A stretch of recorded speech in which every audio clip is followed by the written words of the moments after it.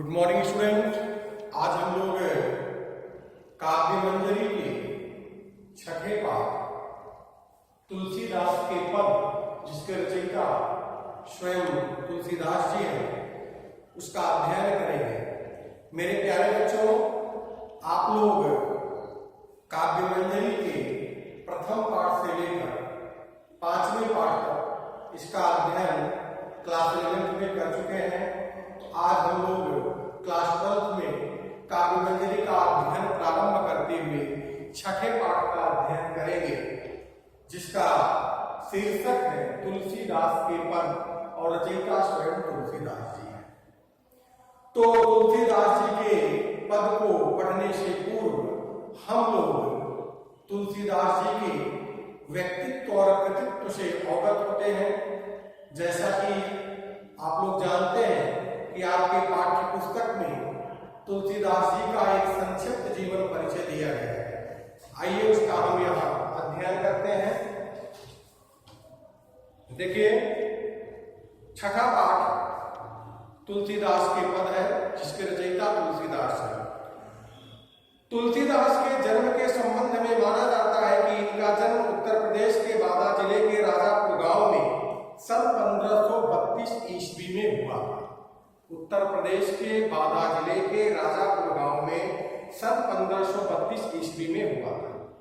गुरु नरहर दास इनके गुरु थे, जिनकी कृपा से इन्हें राम भक्ति का मार्ग मिला। इनके गुरु का नाम नरहर दास था, जिनके कृपा से इन्हें राम भक्ति का मार्ग मिला। तुलसी की मृत्यु के संबंध में कहा जाता है कि सन 1623 ईस्वी में इनकी मृत्यु हुई है। आज इनके जन्म स्थान के विषय में भी विद्वानों में मतभेद है। तुलसीदास भक्ति काल की राम भक्ति शाखा के सर्वश्रेष्ठ कवि थे। जैसा कि आप लोग जानते हैं, सूरदास जी भक्ति काल के कृष्ण भक्ति शाखा के कवि थे और तुलसीदास जी भक्ति काल की राम भक्ति शाखा के सर्वश्रेष्ठ कवि थे। तुलसीदास जी कवि ही नहीं बल्कि लोक नायक थे। तुलसीदास कवि ही नहीं, लोक नायक भी थे। लोक नायक मतलब जो लोगों का नेतृत्व करे। देखिए, तुलसीदास जी को लोक नायक इसलिए कहा जाता है क्योंकि जिस समय तुलसीदास जी का आविर्भाव हुआ, वह समय बड़ा ही अस्थिर रहा। मुगलों के अत्याचार से भारतीय जनमानस त्रस्त थी। लोगों को अनेकों प्रकार से प्रताड़ित किया जाता था। अनेकानेक तरह की प्रताड़ना लोगों को झेलनी पड़ती थी। ऐसे वातावरण में तुलसीदास का आविर्भाव हुआ। तुलसीदास ने लोगों को समझाया कि अगर आप अपने हर दुखों से मुक्ति चाहते हैं तो राम की भक्ति कीजिए। वे परम पिता परमेश्वर आपको हर तरह के त्रास से, हर तरह के कष्ट से मुक्ति दिलाएंगे। तो इसी कारण से इन्हें लोक नायक भी कहा जाता है। रामचरितमानस इनकी अनुपम कृति है, अनुपम जिसकी उपमा न दी जा सके। अर्थात इनकी सर्वश्रेष्ठ कृति रामचरितमानस है, जो आजकल उत्तर भारत में अक्सर हर घर में हमें मिल जाती है। गांधी जी के अनुसार, गांधी जी ने तुलसीदास के विषय में क्या कहा है? गांधी जी के अनुसार, मैं तुलसीदास की रामायण को भक्तिकाल का सर्वश्रेष्ठ ग्रंथ मानता हूं। तुलसीदास का रामायण से तात्पर्य रामचरितमानस। रामायण एक ही है जो संस्कृत में लिखा गया है, जिसे आदि काव्य कहते हैं, जिसके रचयिता आदि कवि वाल्मीकि है, वह रामायण है। और तुलसीदास का रामायण, तुलसीदास के रामायण से तात्पर्य रामचरितमानस से है, जिसके रचयिता गोस्वामी तुलसीदास जी है। तो गांधी जी ने क्या कहा है कि मैं तुलसीदास की रामायण को अर्थात रामचरितमानस को भक्ति मार्ग का सर्वश्रेष्ठ ग्रंथ मानता हूं। देखिए, भक्ति मार्ग क्या है? हमारे संतों की परंपरा रही है। कोई भक्ति मार्गी है, कोई ज्ञान मार्गी है। भक्ति मार्गी कवि ईश्वर को भक्ति भावना से प्राप्त करना चाहता है। कोई उसकी भक्ति पुत्र के रूप में करता है, तो कोई उसकी भक्ति सखा के रूप में करता है, कोई उसकी भक्ति जो है पति के रूप में करता है, कोई उसकी भक्ति स्वामी के रूप में करता है। तो इन्होंने यही बताया कि भक्ति मार्ग का यह प्रमुख ग्रंथ है। कौन? रामचरितमानस। देखिए, तुलसीदास की जो भक्ति भावना थी वह नौकर और सेवक की थी, स्वामी और सेवक की थी। तुलसीदास जी अपने आराध्य राम को अपना स्वामी मानते थे और अपने आप को उनका दास मानते थे, उनका सेवक मानते थे। तो तुलसीदास की जो भक्ति भावना थी वह स्वामी और सेवक की थी। और सूरदास की जो भक्ति भावना थी वह सखवत भाव थी। वे कृष्ण को अपना सखा मानते थे, अपना मित्र मानते थे। तो देखिए, भक्ति भावना क्या है, भक्ति मार्ग क्या है? भक्ति मार्ग वह मार्ग है जिसके द्वारा कोई संत ईश्वर को भक्ति भावना के द्वारा प्राप्त करना चाहता है। और ज्ञान मार्गी संत जो है ज्ञान के माध्यम से ईश्वर को प्राप्त करना चाहते हैं।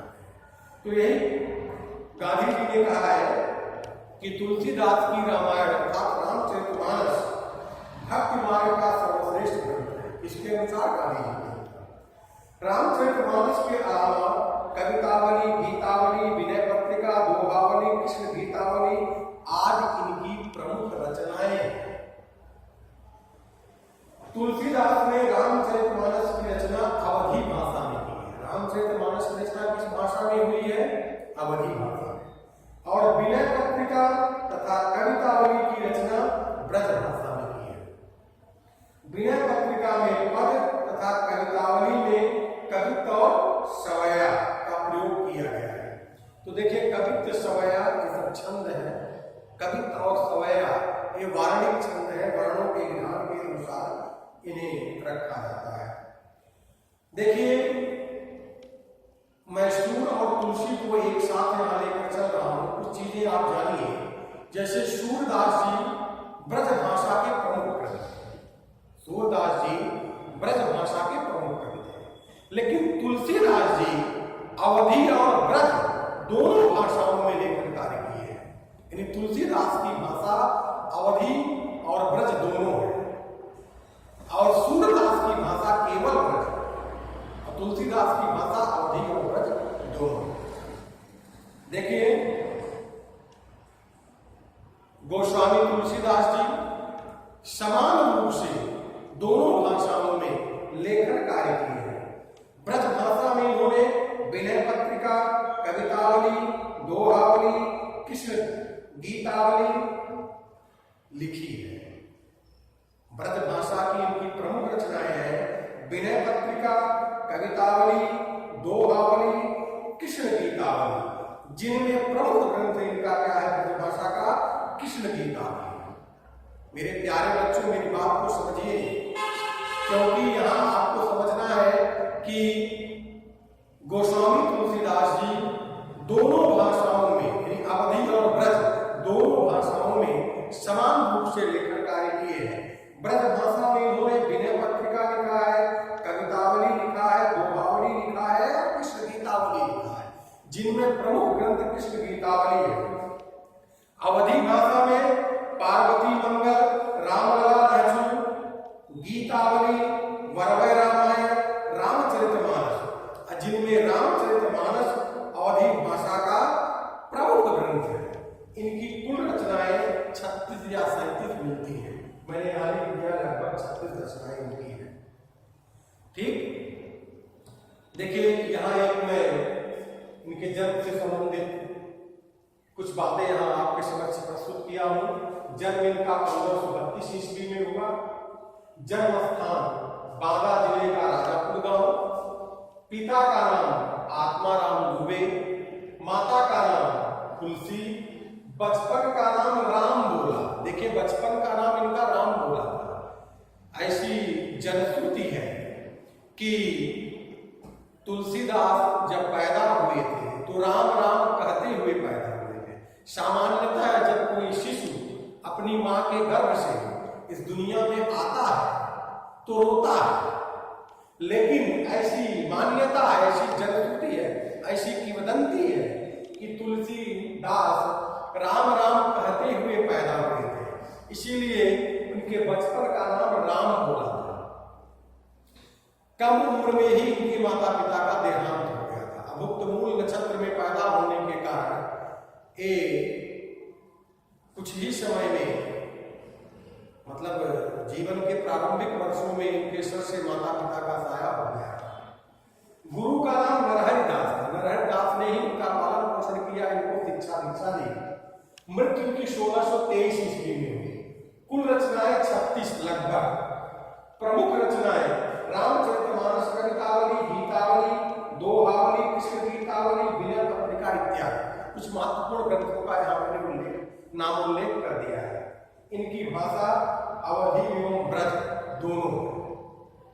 मेरे प्यारे बच्चों, तो यह तुलसीदास जी का एक सामान्य परिचय रहा। उनके व्यक्तित्व और कृतित्व के विषय में मैंने आपको बताया।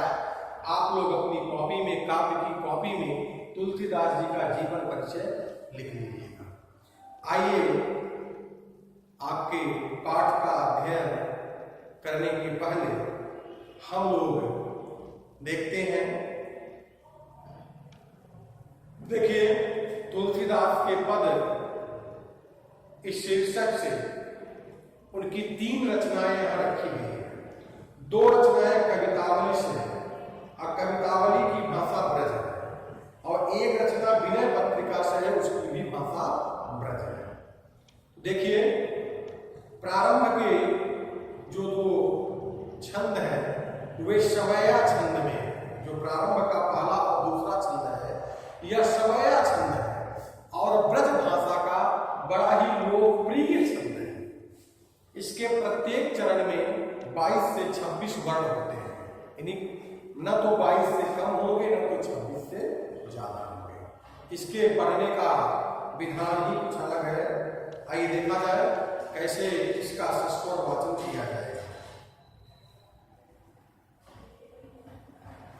दूल्हर श्री रघुनाथ बने, दुलही सिय सुंदर मंदिर माही।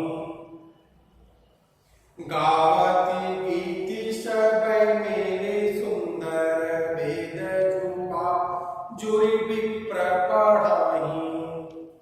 राम को रूप निहारती, जानकी कंगन के नग की परछाई। याते सब सुधी भूली गई, कर टेकी रही पल टारत नहीं। ये राम के विवाह का वर्णन है, जो कवितावली के बाल कांड से लिया गया है। दूसरा भी सवैया छंद है, देखा जाए। कागर कीर जो भूषण चीर, शरीर लस्यो तज नीरु ज्यो काई। ये राम के वनगमन का प्रसंग है। ये कवितावली के अयोध्या कांड से है। कागर कीर जो भूषण चीर, शरीर लस्यो तज नीर ज्यो काई। मातु पिता प्रिय लोग सब सन्मानी, सुभाए स्नेह सगाई। संग सुभामिनी भाई, चलो दिन द्वजनु अवध होते पहुनाई। राजीव लोचन राम चले, तजी बाप को राज बटाऊ की नाई। तो ये दोनों सवैया छंद में है। तीसरा जो है वह विनय पत्रिका का एक पद है, जो संगीत शास्त्र के अनुसार राग टोड़ी में है। अभी संगीत शास्त्र के लोग जाने की राग टोड़ी क्या है। फिलहाल मैं कोई राग रागिनी नहीं जानता हूँ, लेकिन इसको लय में आपके समक्ष प्रस्तुत कर रहा हूँ। यहाँ वे अपनी दीनहीन अवस्था का वर्णन करते हुए कहते हैं कि हे प्रभु, अब मैं आपके सिवा कहां जाऊं? आपके अलावा इस दुनिया में मेरा कोई और नहीं है। क्या कहते हैं सुनिए, जाऊं कहाँ तजी चरण तुम्हारे,